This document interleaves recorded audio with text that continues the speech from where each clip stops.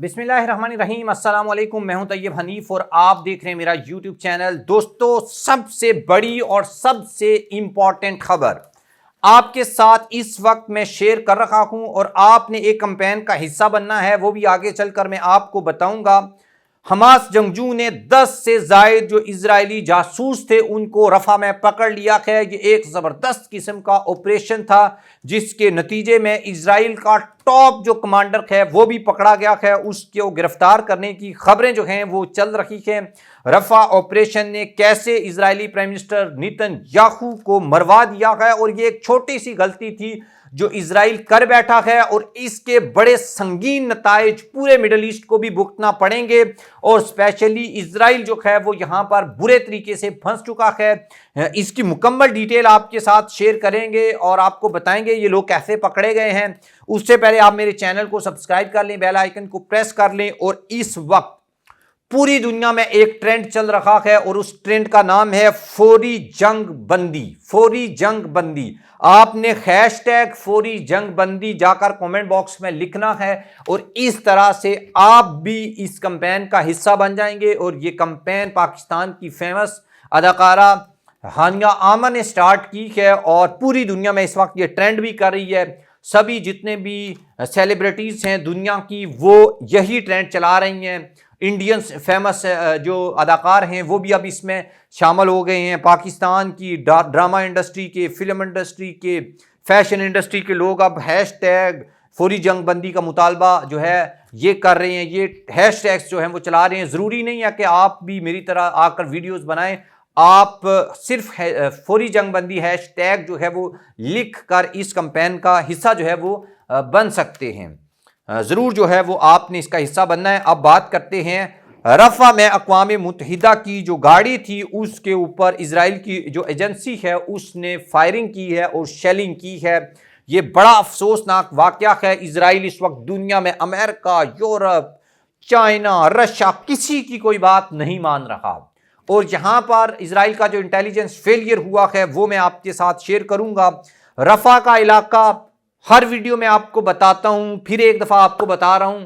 रफा का इलाका गजा के जनूब में मिस्र की बाउंड्री के ऊपर है और अदरवाइज गजा चाहे समंदरी सरहद हो या फिर बाकी जो उसकी दो साइड से हैं ये टोटली इजराइल के अंदर गिरा हुआ इलाका है और इसलिए इसको पट्टी भी बोलते हैं। गजा पट्टी का नाम आपने सुना होगा या गाजा स्ट्रिप भी इसको कहा जाता है। स्ट्रिप जो है उर्दू पट्टी का इंग्लिश है स्ट्रिप, उर्दू में गजा पट्टी हम कहते हैं। तो अब हुआ ये है कि ये हमास का जो आप ये कह लें गढ़ है, असल गढ़ जो है वो यहां पर हमास का है, क्योंकि अदरवाइज पूरे गजा का बराह रास्त तल्लक इजराइल के साथ है। लेकिन यहां से गजा में जो जंगजू हैं वो टनल्स के जरिए मिस्र चले जाते हैं जब खतरा होता है, तो फिर जब नहीं होता तो फिर घुस जाते हैं, फिर यहां से हमले करते हैं और व्हाट ऑन जो भी यहां पर हो रहा होता है, इसलिए इसको गढ़ समझा जाता है। अब इजराइल ये समझता है, ये कहता है कि वो रफा में जब ऑपरेशन करेगा तो इजराइल का पूरा नेटवर्क खत्म हो जाएगा। लेकिन यहां पर मसला सबसे बड़ा ये है कि 10 लाख से ज्यादा लोग यहां पर आबाद हैं। जब मिलिट्री ऑपरेशन होगा तो इसके बड़े संगीन नताइज निकलेंगे और एक अंदाजे के मुताबिक तो 6-7 लाख लोगों की जान को खतरा हो सकता है। तो इसलिए पूरी दुनिया रोक रही है। आप ये देखें कि अगर यूनाइटेड नेशन की इमदादी गाड़ी को भी फायरिंग का निशाना बना दिया गया है तो फिर आम लोग जो हैं वो तो उनके साथ क्या होगा, ये तो एक बड़ा सवाल है।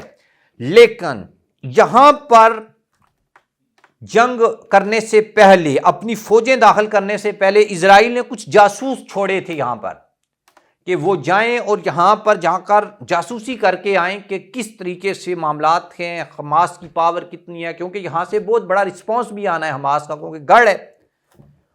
तो अभी तक एक रिपोर्ट के मुताबिक जिसको मिस्र ने रिपोर्ट किया है उसके मुताबिक 10 जो इजरायली जासूस हैं ये अब तक पकड़े जा चुके हैं और हमास ने इनको पकड़कर गिरफ्तार कर लिया है। और इसमें इजरायली फौज का एक टॉप कमांडर भी है जो असल में जो जंग की प्लानिंग कर रहा था रफा में ऑपरेशन की, वो जासूसी के बहाने वहां पर दाखिल हुआ था और उसको पकड़ लिया है हमास के जंगजू ने। ये एक बहुत बड़ी डेवलपमेंट के तौर पर इस वक्त देखा जा रहा है। और उससे बड़ी बात आपको ये बता दूं कि अमेरिका ने ये कहा है कि अच्छा, पूरी दुनिया इजराइल को कह रही है कि आप रफा में ऑपरेशन नहीं करो, यहां पे बहुत नुकसान हो जाएगा, जानी नुकसान होगा, माली नुकसान होगा, लोग मरेंगे, आप ये काइंडली नहीं करो। अक़वाम मुत्तहिदा कह रहा है, बड़ा एक क्राइसिस जो है वो क्रिएट हो जाना है अगर ये हो गया।